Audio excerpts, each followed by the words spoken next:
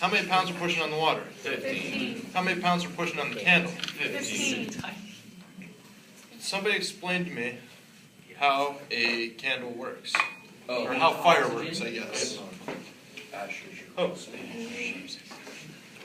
You need a igniter with a spark to light it, but you need oxygen to keep it going. You need oxygen to keep it going. So what does it do to the oxygen? It feeds the fire. So what does it do? But what does it actually do to the oxygen? It burns.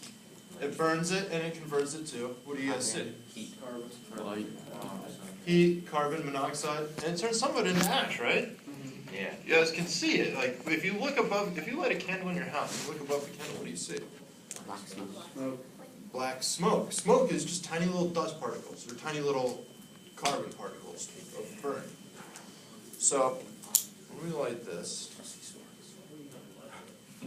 right now it's burning the oxygen in the room. But there's a large room with a crap ton of oxygen, right? Yeah, it went It's on. great amount of I think it might be too wide. Somebody blow on it. Actually, they're breathing. Would you do me a favor and grab me a candle out of that box on the shelf?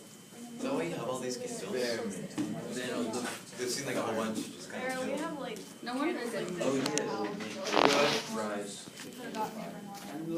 That would have been a good idea. Want me to bring one in tomorrow? They're lemon.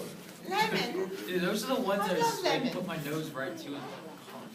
This one's not nice smell. So it's the same thing. When we light this, it starts burning the oxygen, but How many times have you burnt your thumb with that? 12. every day of my life. So when we put this over top, now we have a limited amount of oxygen, right? And what happens? Fire will go out. It'll float up. It'll suck all the air. Right. It'll burn out all the oxygen and then go out because there's nothing to burn. It'll burn out all the oxygen. It's going to turn that gas into Ash. ash. Those tiny little ash particles. What's more compact? Solids or gas? Solid.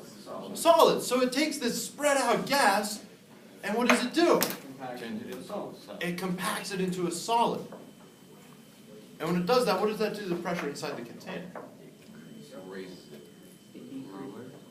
It's like the balloon yesterday. What happened when we compacted the air inside the balloon outside? Not bigger.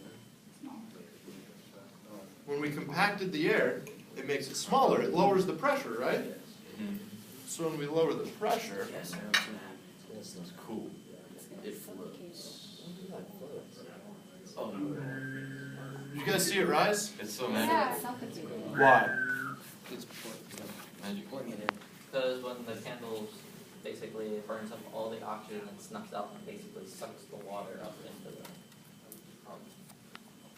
beaker thing. That's exactly it. So is there less pressure or more pressure inside of here? Right now it's even more. Do you mean like that? Right now it's equal, Yeah. but when I first put it out, was there less pressure where was there higher pressure? Outside or inside? Where? Outside. Outside. So, I think it'll be better to actually draw what we're looking at. Candle. Like your shirt. So when we put this jar over top, that's awful diagram. That is absolutely atrocious. When we put this candle out there, or put it out, what it does is, it takes all of these gas particles and compacts them into a small amount of solid dust. And how many pounds per square inch are pushing on the water outside? 15. 15, everywhere, right? But the pressure inside, higher or lower? Higher. Lower.